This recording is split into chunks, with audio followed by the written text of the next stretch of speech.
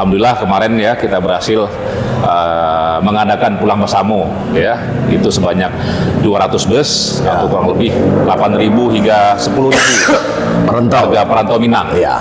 Dan ini yang spektakulernya adalah bukan hanya Jabodetabek Bang, tapi hampir separuh dari pemudik itu adalah mahasiswa perantau yang sangat ini Bang, saya dengarnya sangat terharu.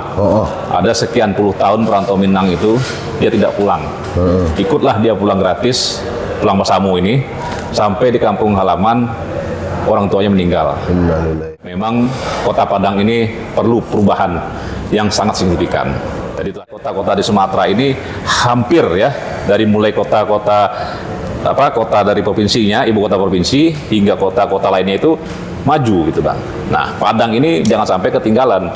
Kalau saya lihat memang pembangunan infrastrukturnya masih minim, apalagi jalan, flyover dan lain-lainnya belum ada. Berkat dari Bang Andre bisa membawa investor dan melakukan pembangunan flyover ya. Nah, ini contohnya. Itu bisa kita aplikasikan juga untuk pembangunan di Kota Padang. Kalau memang nanti sebagai kader ya kan ditugaskan oleh partai, ya saya siap ya. Konsep ya kan, mempunyai ide ya kan dan gagasan bagaimana Kota Padang ini bisa lebih baik lagi dari sekarang. Channel emang tukang otak paten. Assalamualaikum warahmatullahi wabarakatuh. Selamat malam pemirsa Top 100 Channel dimanapun berada. Kita berhasil membujuk seorang sosok yang mungkin dulunya tidak asing lagi di Kota Padang. Walaupun setelah itu beliau melakukan ekspansi bisnis ke ibu kota negara, itu di Jakarta. Dan kita berhasil mengajaknya untuk berdialog atau berdiskusi tentang Padang ke depan. 27 November 2024 itu adalah Pilkada Serentak Nasional. Kota Padang juga akan menggelar pilkada. Sudah banyak tokoh, sudah banyak sosok yang muncul untuk masuk dalam radar siapa kepala daerah atau wali kota Padang ke depan. Salah satunya yang mungkin digadang-gadangkan dan punya peluang yang cukup signifikan untuk merebut BA1A itu, yaitu Braditya Maulevi. Siap Bang. Bro Levi ya, Bang Levi nama panggilannya keren di Betawi sana. Dia orang muda, juga politisi muda di sebuah parpol besar yaitu Partai Gerindra, dan juga aktivis di organisasi rantau yaitu IKM ya. Ikatan Keluarga Minang Jakarta Raya atau DPP-nya. Bahkan kemarin menjadi ketua panitia pulang bersama gratis orang Minang se-Jabodetabek ke Sumatera Barat. Selamat malam. Malam Bang, malam. Assalamualaikum warahmatullahi wabarakatuh. Bang Levi, nah saya biasa manggil beliau Bang Levi aja. Siap Bang. Ini Top 100 Channel, memang sebuah channel yang terinspirasi dari grup WhatsApp Top 100 yang kondang bisa membuat perubahan dalam segala hal. Bahkan cuitan-cuitan Top 100 Channel ini di Top 100 itu bisa menggerus saham Sumatera Barat kalau dimasuk ke pasar bursa. Tidak hebat kalau tidak tampil di Top 100 Channel. Siap. Kabar yang terakhir saya dengar, Bang Levi ingin balik lagi ke kampung, ke Kota Padang. Bang Levi ini putra Padang, besar, sekolah sampai kuliah kuliah di Kota Padang sampai menjadi pengurus Himpunan Pengusaha Muda Indonesia Sumatera Barat ya. Dan sekarang ingin mencoba peruntungannya dalam bentuk pilkada gitu. Memang betul loh, ingin maju pilkada. Baik Bang. Baik, terima kasih. Waktu dan tempat kami persilahkan ke Bang Lebih. Baik, terima kasih. Assalamualaikum warahmatullahi wabarakatuh. Nah, baik pemirsa Top 100 channel ya. Ya, 100 channel dimanapun berada, sebelumnya kami ingin mengucapkan selamat Hari Raya Idul Fitri. Lupa saya Mohon tadi. maaf lahir dan batin. Ya. Jadi memang ini adalah malam yang spesial. Kenapa saya bilang spesial? Saya diundang oleh senior saya juga ini, dan beliau Bang Toai ini senior dan juga guru lah, ya kan, guru dalam pergaulan.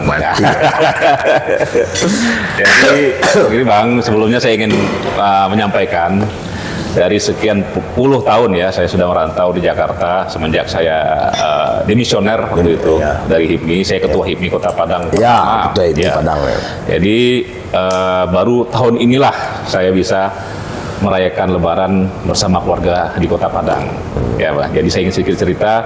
Ini adalah mudik pertama saya beserta keluarga mengadakan Lebaran, merayakan Lebaran di kampung halaman bersama keluarga dan orang tua. Lewat jalan darat. Lewat jalan darat, 3 hari 2 malam. Selama ini kita hanya mendengar dan melihat di TV. Alhamdulillah kan? Ternyata memang horor. Ternyata memang horor. Mudik gitu ya. Luar biasa ini. Memang seumur hidup tidak semua orang menikmati ya. Dari sekian ratus juta masyarakat Indonesia, kita termasuk satu orang yang menikmati kemacetan menjelang Lebaran. Jadi kembali lagi, saya juga berterima kasih juga kepada Bang bahwa memang untuk rencana ke depan, yaitu terkait tentang pilkada, saya kemarin sudah sempat ditanyakan juga bersama teman-teman dan juga banyak dukungan yang mengalir ya kan untuk supaya ikutlah ya bentuk ikut dalam pencalonan. Ya saya sampaikan, saya ini selain sebagai pengusaha ya kan, saya juga punya usaha di Jakarta. Saya juga merupakan kader Partai Gerindra ya. Saya adalah wakil ketua Gerindra di Sumatera Barat, yang dimana ketua Gerindra Sumatera Barat adalah Bang Andre Rosiade. Ya kan, beliau tentunya sudah tidak diragukan lagi lah sepak terjangnya untuk kemajuan Sumatera Barat. Alhamdulillah kemarin ya kita berhasil mengadakan pulang bersamo ya, itu sebanyak 200 bus atau kurang lebih 8.000 hingga 10.000 perantau Minang. Ya, dan ini yang spektakulernya adalah bukan hanya Jabodetabek Bang, tapi hampir separuh dari pemudik itu adalah mahasiswa perantau Minang. Jadi mulai dari Semarang, ya kan, Jawa Timur, di Malang, dari Jawa Barat, Bandung, ya kan, dan juga Jakarta sendiri itu mereka ikut. Ya, kita sudah informasi, jadi mereka dari kampusnya itu dari Malang, dari Semarang, Jawa Tengah, ya kan, mereka masuk ke Jakarta. Nah, dan Jakarta kita siapin bus gratis tanpa bayar satu apapun. Nah, ini suatu suatu langkah besar ya kan. Jadi ini membuktikan bahwa Bang Andre Rosiade, Pak Prabowo Subianto bukan hanya menjelang pemilu saja. Tapi setiap tahun ya. Ini adalah agenda tahunan, di mana tahun lalu Bang Andre juga udah mengadakan mengadakan pulang bersamo sebanyak 70 bus ya kan. Nah, tahun ini kita mengadakan sebanyak 200 bus, 50 bus kloter pertama dilepas oleh Bang Andre dan Ketua Harian Bang Dasko, dan yang untuk kedua itu beberapa minggu yang lalu, tepatnya tanggal 4 April itu ya saya ditugaskan oleh Bang Andre. Melepas ya kan, karena beliau lagi melaksanakan umroh. Jadi saya ucapkan terima kasih, dan juga ini ada cerita yang sangat ini Bang, saya mendengarnya sangat terharu. Ada sekian puluh tahun perantau Minang itu dia tidak pulang. Ikutlah dia pulang gratis, pulang bersamo ini sampai di kampung halaman orang tuanya meninggal. Nah, itu ada kita dari penumpang-penumpang. Jadi mereka banyaklah histori-histori yang kita pulang aja atau pulang aja. Balik nggak lagi? Ya, balik masing-masing. Kalau enggak kan pulang pergi bersama juga. Jadi itu adalah suatu yang membuat kita terharu lah, ya kan, terharu bagaimana kita berhasil membantu. Jadi jangan melihat menganggap sama gitu ya. Walaupun Prabowo yang menyumbang, tapi kita tidak membatasi. Ya. Mau 01, 02, 03, siapapun ya kan perantau Minang Pokoknya yang pengen perantau Minang ya. perantau Minang. Nah, tapi memang yang mengadakan Pak Prabowo sama Pak Andre. Ya, jadi itu kemarin yang salah paham ya kan. Semua ya pendukung 01, 02, 03 silahkan boleh mendaftar. Tidak ada kita tanyakan kemarin coblos siapa. Nggak ada itu ya. Ya, jadi semuanya boleh pulang asal perantau Minang. Di mana kampungnya silakan boleh pulang bersama, ikut pulang bersama. Jadi itu tentang pulang bersama. Nah, jadi kembali lagi mengenai wali kota. Topik lah. kita Topik kita ini. pilkada Kota Padang. Ya. Jadi begini Bang. Mungkin selama itu kita melihat pun setiap bulan ikutlah sama Bang Andre reses ya kan, menghadiri reses di seluruh wilayah ya, daerah di Sumatera Barat, terutama Kota Padang. Artinya di situ saya melihat ya kan, bahwa kemajuan Padang ini dari saya tinggalkan ya sekitar 12 tahun yang lalu lah ya, di atas 10 tahun lalu, tidak banyak perubahan. Begitu saja ya kan, tidak banyak yang kemajuan yang signifikan. Perubahannya itu macet. Betul, perubahannya itu macet. Jadi sebelum kita lihat macet itu kalau dulu mungkin hanya satu titik daerah Pasko, sekarang udah menyebar. Ada di Ampang ya kan, ada di Bepas, ada di daerah Pengambiran dan lain-lain lah. Hampir di Tapilawi, hampir semuanya sudah macet. Nah ini kalau dibiarkan tentu akan mengganggu ya kan, mengganggu bagaimana kegiatan masyarakat. Jadi menurut saya memang Kota Padang ini perlu perubahan yang sangat signifikan. Tadi telah disampaikan di awal, Padang perlu perubahan yang sangat signifikan. Nah, dan memang kalau kita lihat kondisi Padang ini dari kita bercermin ya dari APBD 2023 sekitar 2,5 T ya, kurang lebih kalau nggak salah. Nah itu kan mungkin tidak cukup lah untuk bisa melakukan perubahan yang sangat signifikan ya kan. Tentu harus ada teknik ya kan, dan cara bagaimana perubahan itu bisa kita lakukan. Perubahan itu bukan berarti yang sekarang ini tidak baik, bukan ya kan, tapi bagaimana kita lebih kencang gitu ya, lebih kencang supaya pembangunan di Kota Padang ini bisa mengejarlah ketertinggalan dari kota-kota lain ya.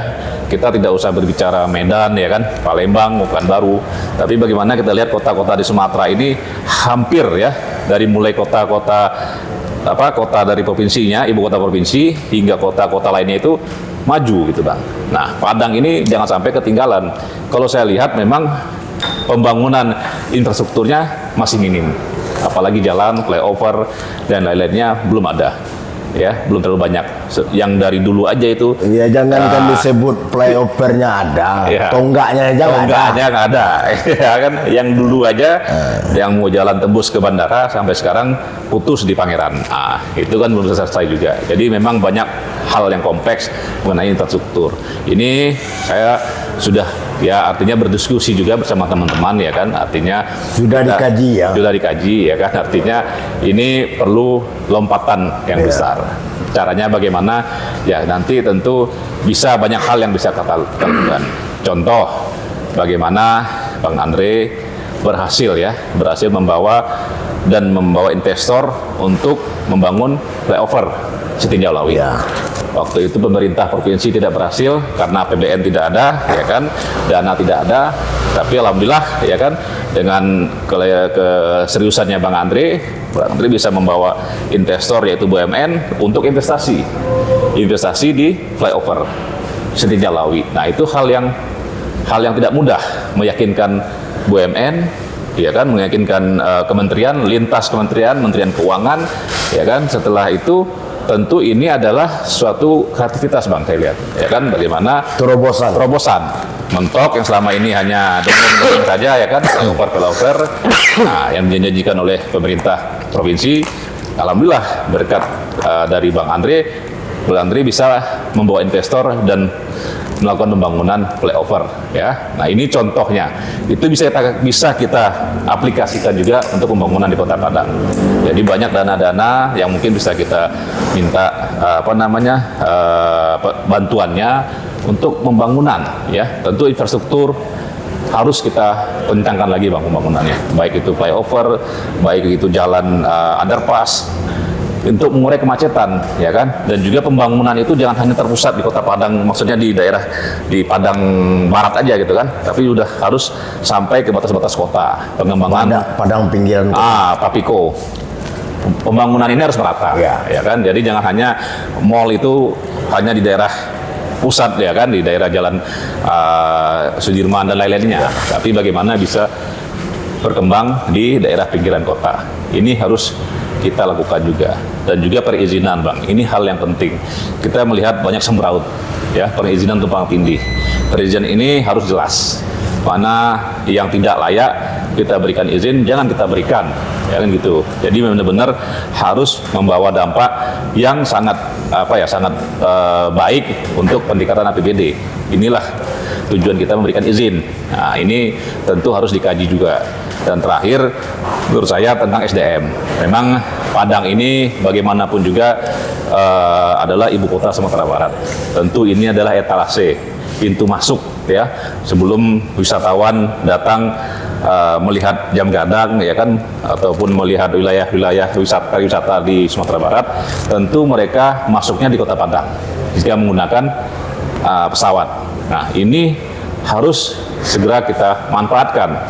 Kalau bisa jangan hanya Padang ini sebagai numpang lewat saja, ya. Contohnya para survei di Mentawai, survei mereka tentunya dari negara mereka tentu mendarat ke Padang, ya kan, nginaplah di hotel berbintang. Ya, kalau bisa jangan hanya nginap saja, tapi bagaimana mereka ini juga bisa mengeluarkan dananya lah, ya kan, uang saku, enjoy ya Padang, kan, di Padang. Nah, jadi mereka merasa nyaman, ya kan, baru mereka menuju Mentawai. Ya, ini harus dimanfaatkan oleh pemerintah, harus dilihat. Dan ini bukan uang kecil bang. Kita lihat tren ini, saya aja nginap di Mercure setiap hari ada bule datang mereka bawa pohon surfing, besok papannya berangkat. Ya, jadi numpang tidur aja, tidak ada tidak ada atensinya, sehingga mereka hanya numpang lewat. Harusnya itu harus kita garap juga. Bagaimana bisa meningkatkan pariwisata kita. Ya, tentu caranya berbagai macam, ya kan. Nah, inilah harus kita tingkatkan bang. Jadi benar-benar pariwisata, ya kan, dan juga infrastruktur, ya, baru nanti terakhir SDM masyarakat. Minang ini tidak ada yang bodoh bang, pintar-pintar semua. Jadi adolahnya. Dia sehari aja ya bodoh di rantau. Setelah hari kedua dia bisa menjual orang di rantau itu, ya kan? Iya betul. Bang Levi, ini adalah sosok yang sangat saya kira tidak kelas sahabat atau apalagi, tapi sudah saudara dari seorang sosok fenomenal Sumatera Barat, yaitu Andre Rosiade. Kalau Andre Rosiade itu tagline-nya solusi untuk Sumbar.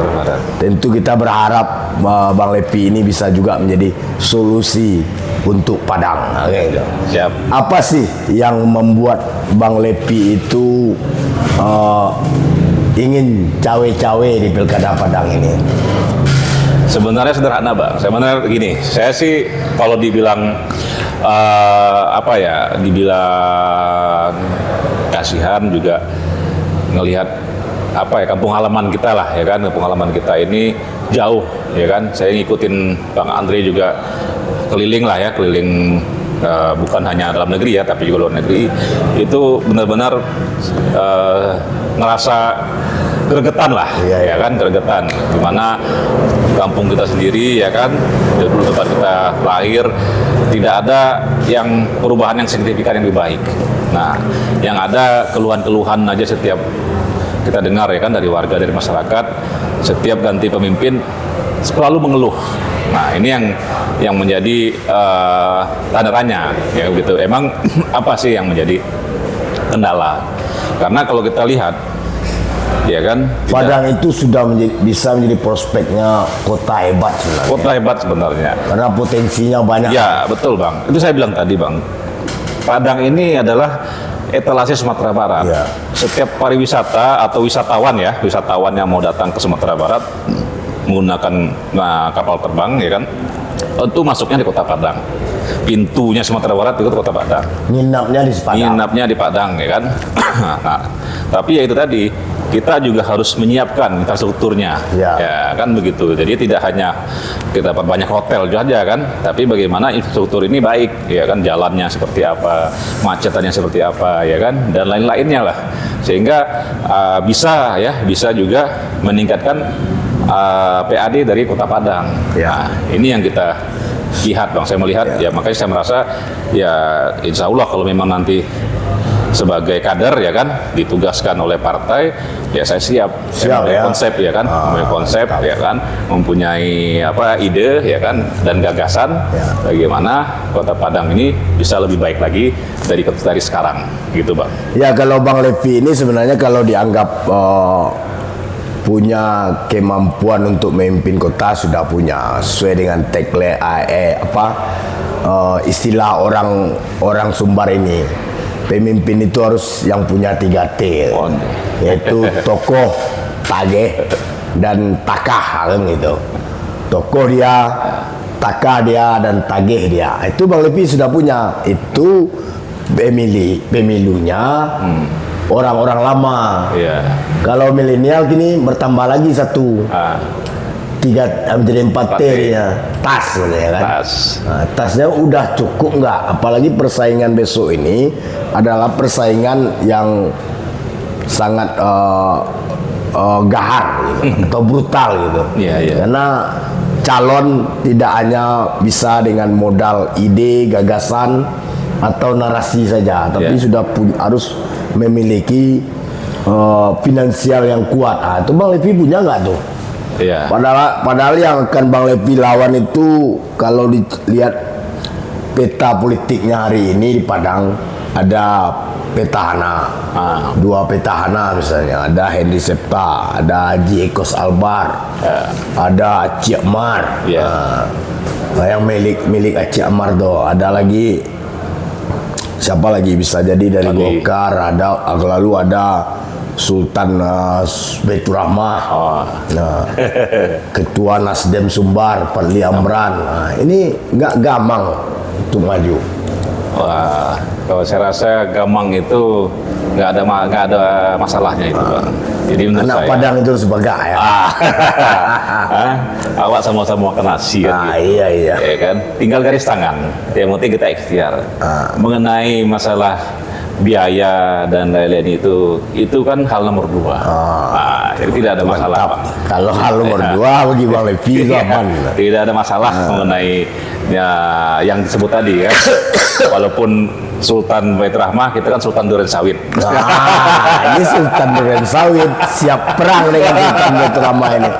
Luar biasa ini.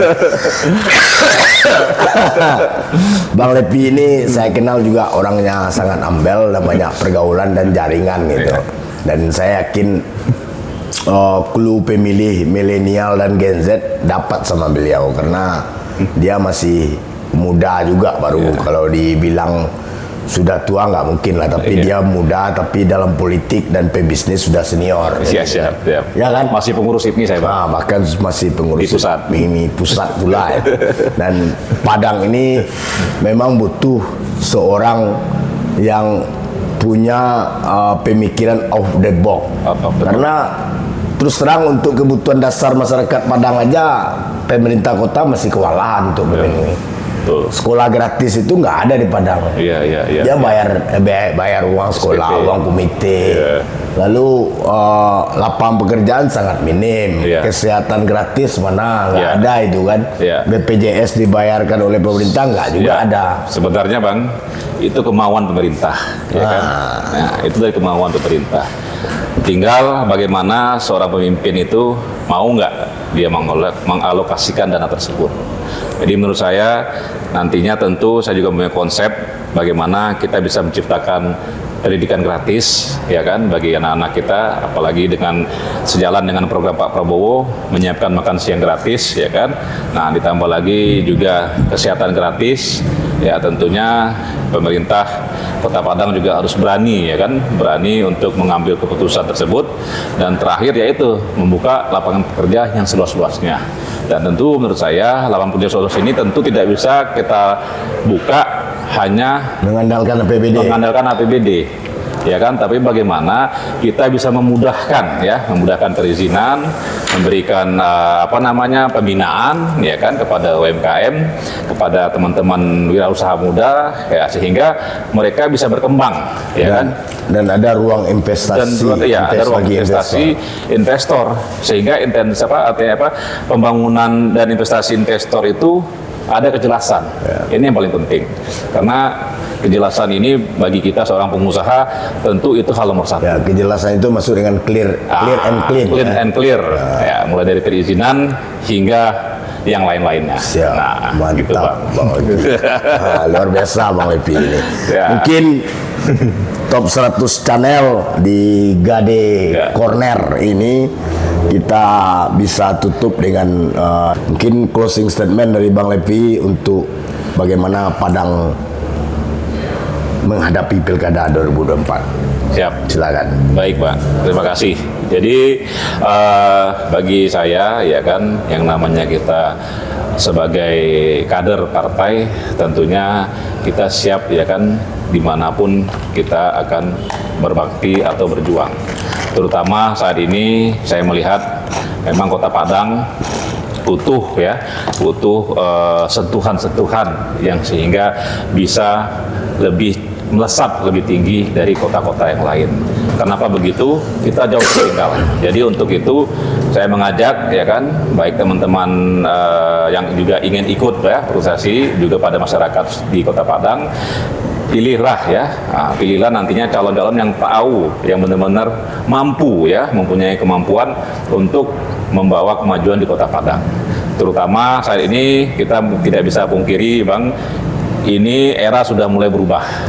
Ya kan, dari mungkin dulu kita bisa terlihat santai, tapi sekarang setiap menit, setiap detik semuanya cepat, Bang. Ya kan, apalagi dengan udah ada internet ini, sehingga semua perubahan itu mau tidak mau kita harus mengikuti, ya kan. Jangan sampai kita termakan, ya, atau tertinggal dengan adanya perubahan. Jadi menurut saya mohon doanya dari semua warga Kota Padang, ya kan, doanya semoga, ya, Pilkada Kota Padang ini bisa berjalan dengan baik dan lancar, karena visi misi semua calon itu tentu adalah untuk kebaikan. Nah, jadi itu saja dari saya, ya, mudah-mudahan doakan jika ada kesempatan nanti boleh kita bertemu lagi. Terima kasih. Oke, Ya. makasih Bang Levi Ya. yang luar biasa dalam closing statement maupun paparannya.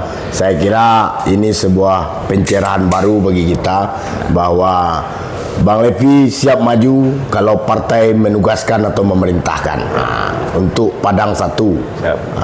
Tapi tentunya kita berharap ini bagian dari sebuah pengenalan, dan bagaimanapun masih bakal calon semuanya baru. Dan inilah ruang-ruang untuk mensosialisasikan diri, jual gagasan, jual ide, dan jangan sampai yang muluk-muluk gitu, Ya, kan. betul, setuju, Bang. Yang santai aja, yang jelas Santai. saja gitu kan. Dan kita yakin Bang Levi merupakan satu dari banyak orang yang bertekad untuk memberikan solusi untuk Padang. Siap. Kiri billahi taufik hidayah. Assalamualaikum warahmatullahi wabarakatuh. Waalaikumsalam warahmatullahi Mantap, Bang Levi, ya. wabarakatuh.